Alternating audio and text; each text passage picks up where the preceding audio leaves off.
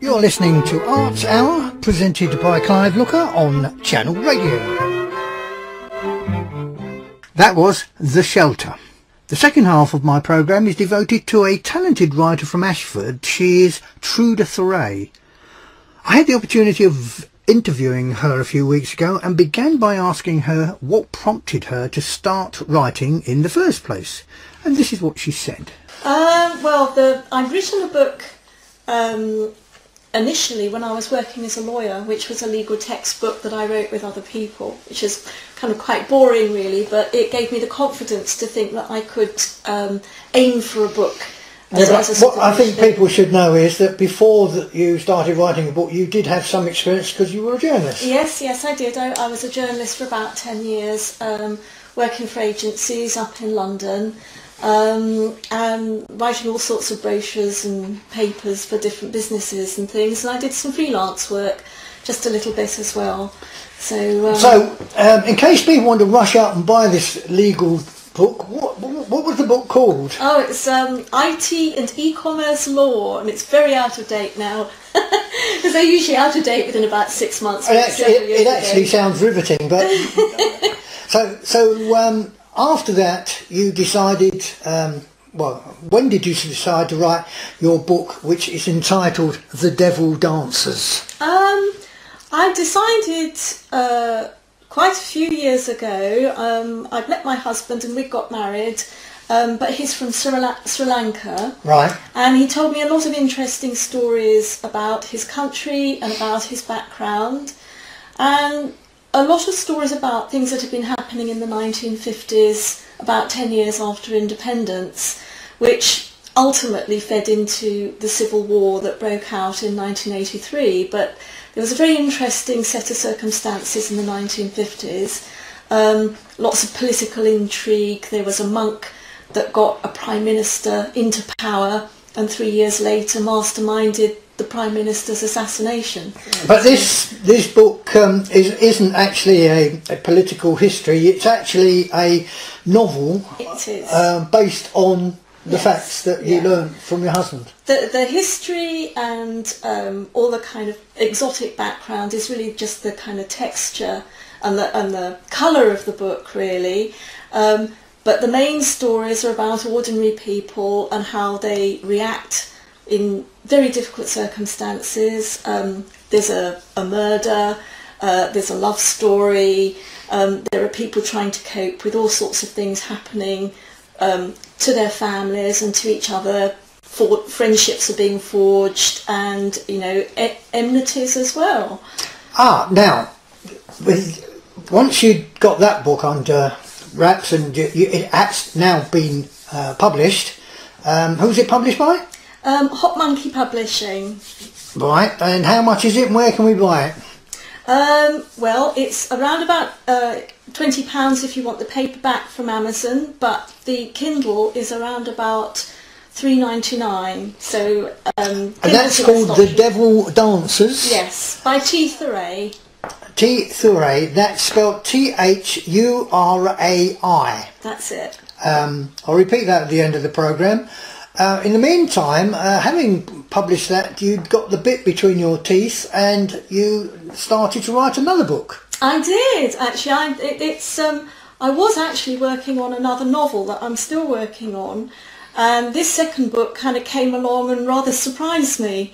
I got interested in... I actually saw The Mystery of Edwin Drood on the television. There's a BBC series 2 or 3 years ago.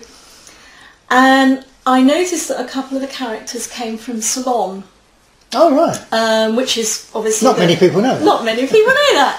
And which obviously is the sort of background to the first book. And I thought, well, what made Dickens pick Ceylon out of the whole of the British Empire, which was huge at that stage? It's only a little tiny island. Why did he mention it?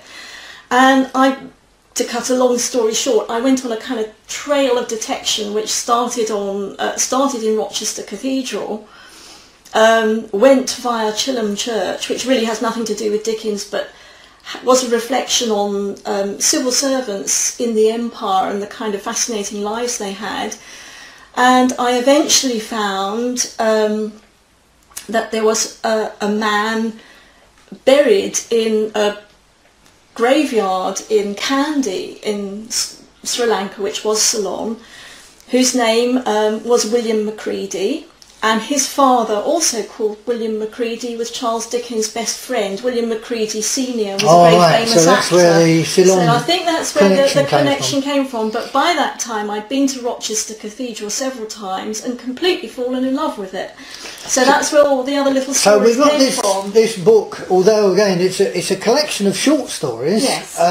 They're all based on Rochester Cathedral in some way or another. That's right. And I think we ought to mention what the book's called, which is Barley, Bread and Cheese. Barley, Bread and Cheese. Now, I know that you're going to be reading one or two short stories from this book. So what we'll do is we'll go straight on to that now, and we'll start off with the story which gives the book its title, and that's Barley, Bread and Cheese. But first, here's a piece of Barley music. It's Fields of Gold, sung by Eve Cassidy from her album Songbird.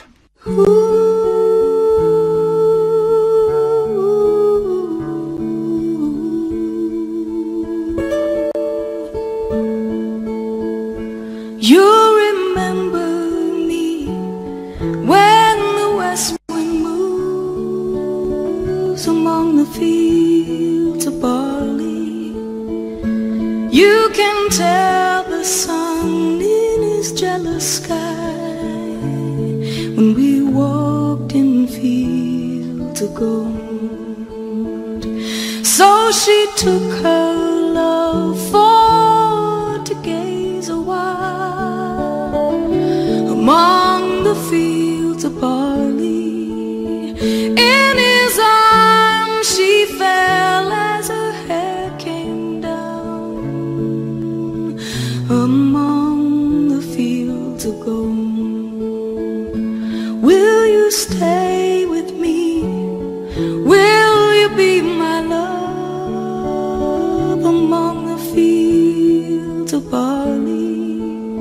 And you can tell the sun in his jealous sky when we walked in fields of gold. I never made promises lightly, and there have been some that I'm broken, but I swear in the days still left we'll walk in fields of gold. We'll walk in fields of gold.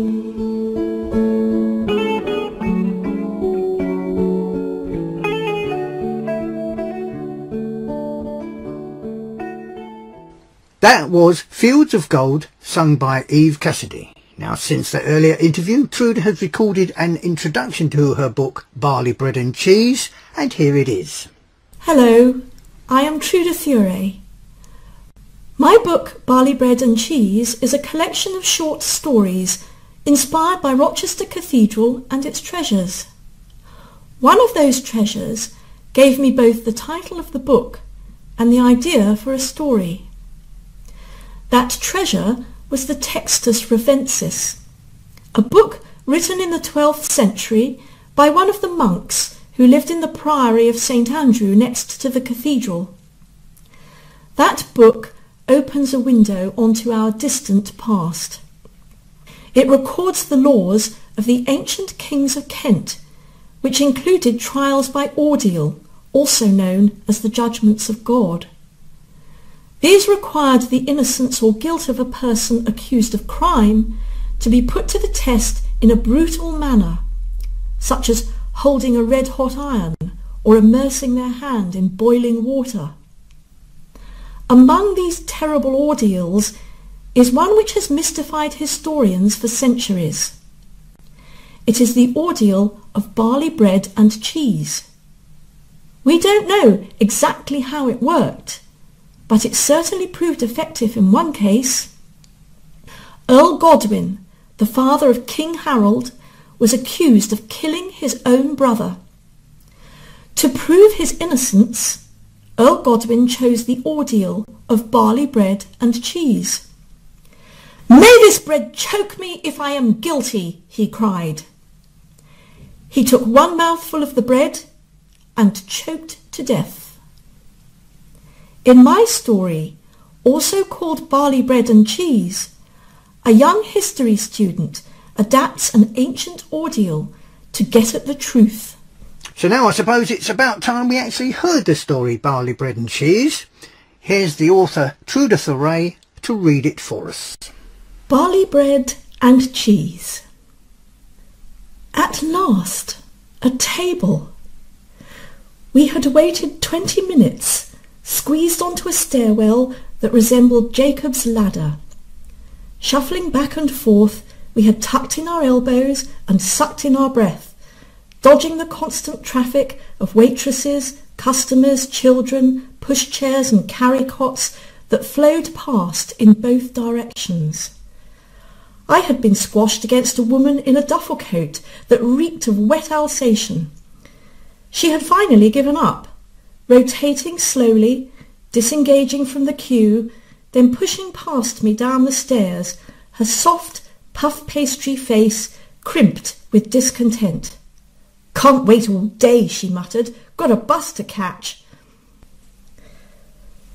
We moved to the front of the queue, stepping off the stairwell into the tea shop, where customers clustered around gingham-draped tables, gorging on tea, cakes and gossip. By the window, a couple rose from their table. She chattering constantly, mustering the carrier bags herded around her feet. He listening intently, hands in pockets, slightly stooped. Swapping items from one bag to another, she tested them for weight, balancing them in either hand like a set of human scales. Yet, for all her fussing, she never took her eyes from his face. He returned her gaze, calm and constant. Both middle-aged, past their prime, slightly tousled and probably in need of a good wash. Not dirty exactly, but the sort who followed a one-bath-a-week routine with flannel washes on the other 6 days, a wartime ethic probably inherited from their parents. The woman was plump with a round face, no makeup, a crumpled coat, and a scraggle of hair whose only purpose was to cover her head. The man, lean and rangy, wore black jeans and a mock leather jacket. His greying quiff hinted at Elvis, his sunken cheeks at decay, either teeth or something more deep-rooted. They made an unlikely pair, but they loved each other. That was clear. It amused me in my youthful arrogance. How could two such unlovely people share such deep affection? I felt a strange pang of jealousy, a fleeting emptiness like a dark hole in the pit of my stomach. As they jostled past, the woman beamed at me, her fat cheeks like 2 round pink cakes. The man winked, not flirtatious, but as if he read my thoughts. "You'll find out," he seemed to say.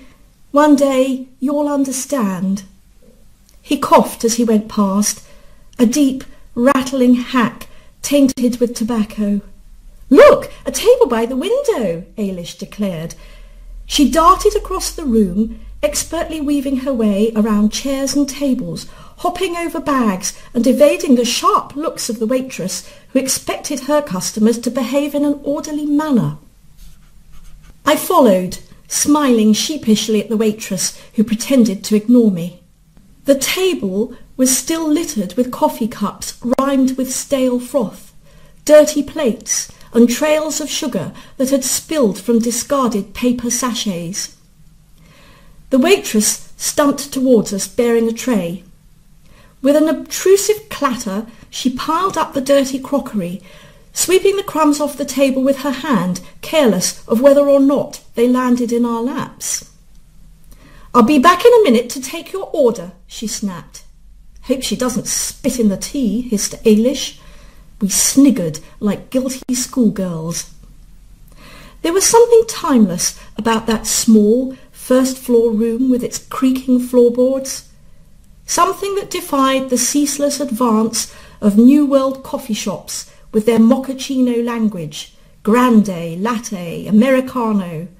This was a traditional tea shop and it spoke plain English. The cakes were displayed under glass domes ranged along the shelves, not in chiller cabinets. They had simple titles: coffee and walnut, lemon drizzle, Victoria sponge. There were no transatlantic impostors here, no death by chocolate, cupcakes or brownies, just old-world cake of doorstep proportions. These royal confections were supported by a yeomanry of lesser treats, plain but substantial. Eccles cakes, shortbread, scones and cheese on toast. You could even get sardines, or a boiled egg with soldiers. "What are you having?" I asked, although it was a foregone conclusion. "Cream cakes," came the reply. Eilish maintained her flawless skin, silky blonde hair and delicate figure on a diet of sugar, starch and dairy. More specifically, cream cakes. She demanded them wherever she went. Even on academic conferences in far-flung parts of the world, she would order and get cream cakes for breakfast. I ordered fruit scones with butter, no jam. My tastes have always been simple. The waitress took our order, scratching it onto a small notepad, which, like her pencil stub, was kept in the pocket of her white pinafore. Her uniform consisted of a black dress and frilly headband, reminiscent of a lion's nippy. Good. Now that's done, I can read through my notes. Eilish pulled a sheaf of papers from the battered old music case that she took everywhere. Dismissive of technology, she insisted on carrying notebooks, pens, photocopiers and pencil sharpeners on every study trip. One of the photocopied sheets dropped onto the table. The illustration of a saint, accompanied by a dragon. I recognised it instantly. It was a page from the Textus Refensis, the precious 12th century manuscript written by a monk in the priory of Rochester Cathedral. The Textus was the subject of my PhD thesis. Every detail was inscribed on my memory.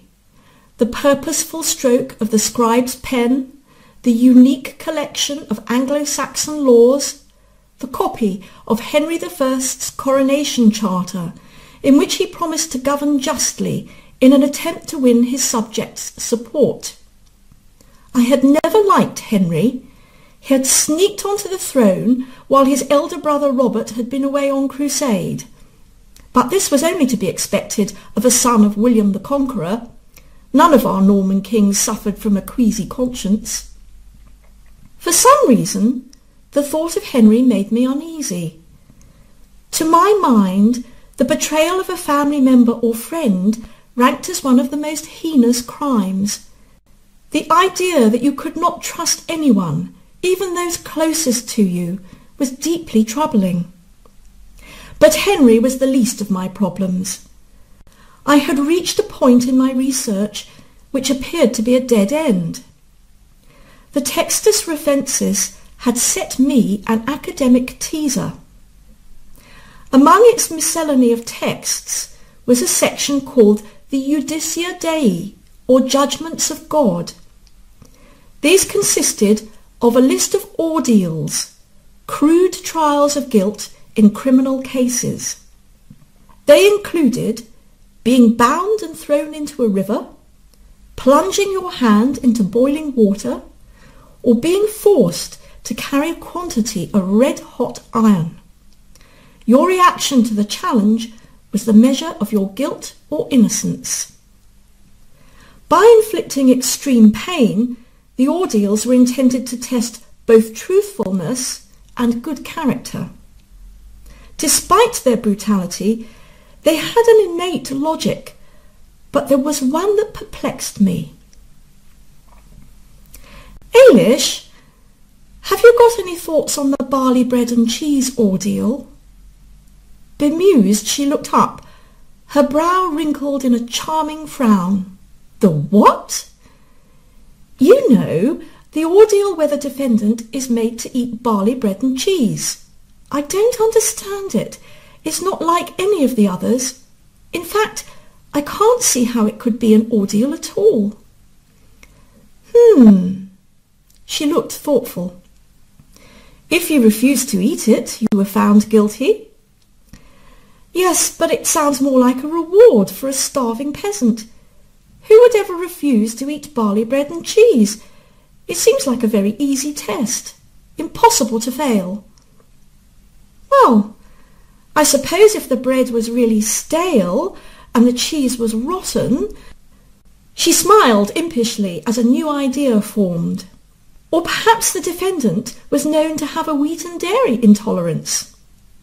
"Ailish, really!" We both giggled. She poured herself another cup of tea. "Actually, it might not have been so silly. Do you remember that Christmas party at my flat, when you, Sam and I had a bet to see if anyone could eat a whole packet of Cornish wafers without butter or a glass of water?" I vaguely recalled the event. "We couldn't manage it, though, could we?" I mused. "No, you're wrong," Ailish contradicted. "I challenged Sam to eat them all, and he did. Don't you remember?" Now I did. Ailish bent over her music case and began rummaging about inside, her hair falling forward over her face. "Anyway," she mumbled, "I'm sure there was some trick of making barley bread and cheese into a real ordeal.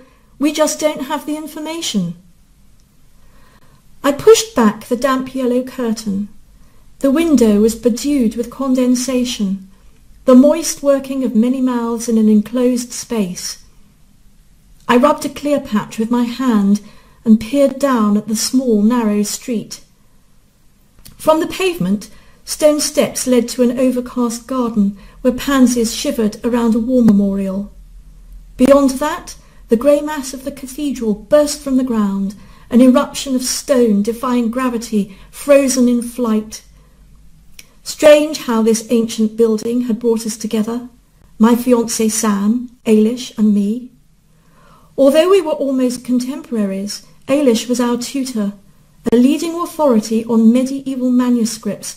She was already a professor at a local university.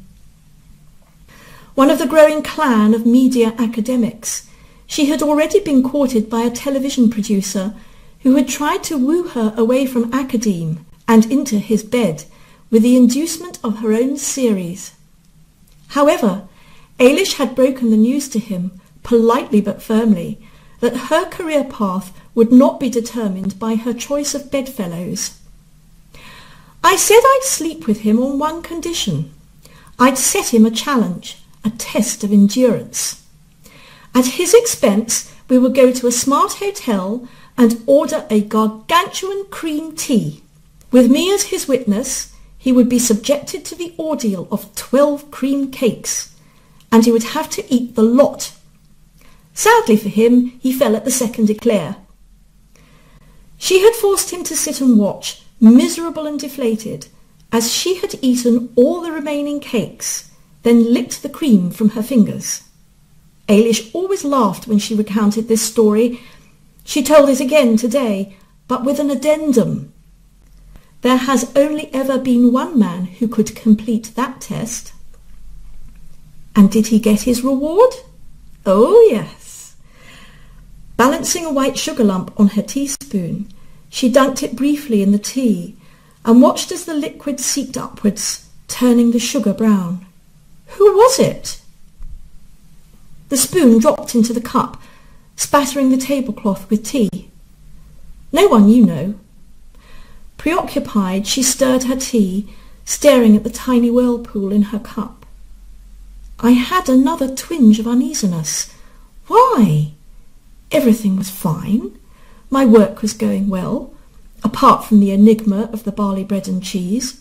Sam and I were living together, due to be married next year, I had already booked venues for the service and reception, and I had chosen the dress. Yet recently Sam had seemed distracted, distant.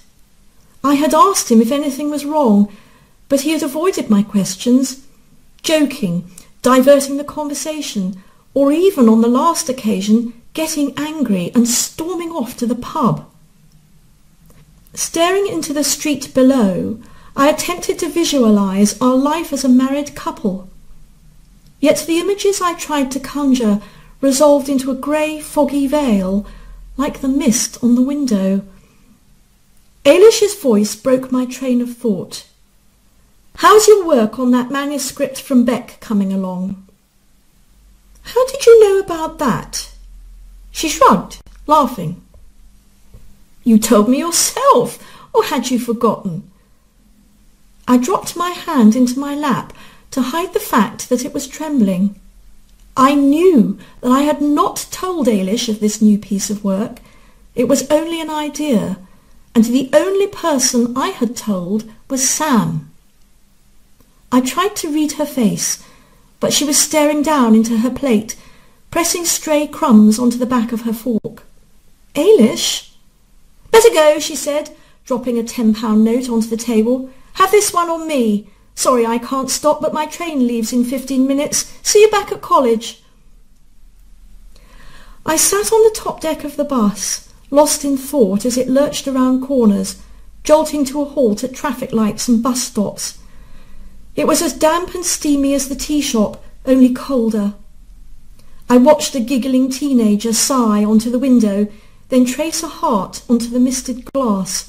She nudged her companion, then wrote an arrow with a set of initials at either end. The other girl giggled, reddened, and hung her head so that her long black hair fell over her face, her shoulders trembling. With laughter or fear? Her tormentor was relentless. Holding up her phone to the window, she took a picture of the heart before it disappeared. "I'm going to post this on Facebook," she teased.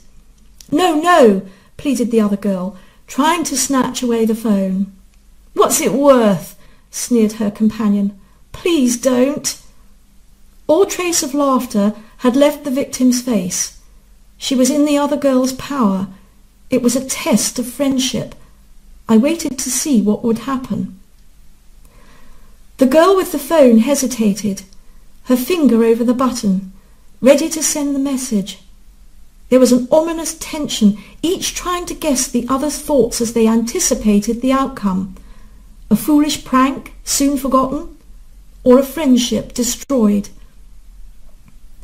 The girl switched off her phone and put it back in her pocket. Rubbing out the heart with the sleeve of her blazer, she put her other arm around her friend. "Don't worry, I'd never do it," she whispered. They drew close, heads together, murmuring companionably about the secret that they shared. As I stared at the window where the heart had been reduced to a messy smear, fragments of thought slowly coalesced. I had an idea. At home in the tiny one-bedroom flat that I shared with Sam, I set about preparing a special evening meal. I tidied up the living room, lighting it with a selection of tea lights and candles placed on the shelves and mantelpiece. Robbed of bare electric light, the room was transformed. No longer a tatty bedsit with chipped paintwork, orange and brown wallpaper and a stained carpet, but a work of fairy, a shimmering cavern. I cleared the table, laying it carefully, polishing the glasses and cutlery to a reflective sheen. Then I went into the kitchen, where I laid out 2 juicy steaks on a plate. I chopped onions and fried them slowly, so that as they caramelized, they filled the flat with a mouth-watering aroma. I could hear Sam's footsteps on the stairs, his key turning in the lock. Then the door flew open, and accompanied by a blast of cool air, Sam appeared, his nose and cheeks nipped by the cold. He shrugged off his rucksack, flung his coat onto a chair, and hurried over to the kitchen counter, eyeing the steaks. My favourite. What's the occasion?" "Oh, nothing. Just go and sit down. It'll be ready soon." I could hear him humming to himself as he walked around the bedroom, a different sound from the low mumble of his voice when he shut himself in there to make phone calls. "For work," he always said. I placed the steaks in the pan, listening to them sizzle gently as I delved under the sink for a domed plate cover, the sort used in restaurants. We had inherited it with the flat, and I had stopped Sam from throwing it out, thinking it might come in useful. Sam was now seated at the table. "Any wine?" he shouted. "In a minute. Just be patient." The flat was filled with a delicious smell of onion and meat juices. I prepared Sam's plate, covering it with the metal dome, then bore it triumphantly into the dining room, where I placed it before him. I paused for a second, watching his eyes, greedy with expectation. "Ta-da!" I swept the cover from the plate. Sam's face fell. He looked bemused. "What's this?" he laughed, pointing at the pile of Cornish wafers on his plate. "A little test to show how much you love me." "What? Don't you remember that night with Ailish? She dared you to eat a whole packet of Cornish wafers, and you did, every last crumb." "But that was ages ago. I was drunk." He looked uncomfortable, started to fidget in his seat. "Go on, do it. If you could do it for her, you can do it for me. This is ridiculous." He pushed his chair back, ready to leave. "No," I shouted. "You stay there. Eat them, all of them, for me." He stared sulkily at the plate and mumbled, "I'd rather have 12 cream cakes." You're listening to Arts Hour, presented by Clive on Channel Radio. Each cream cake tells a story. So what more appropriate song could I play to accompany that story than this? Your cheating heart will make you weep. You'll cry and cry and try to sleep, but sleep won't come. The whole night through, your cheating heart will tell on you. When tears come down, like falling rain, you toss around, and call my name.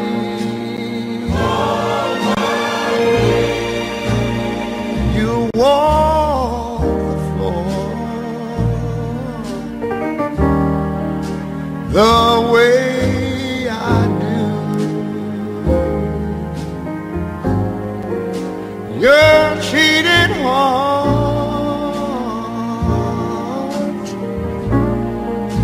will tell on you.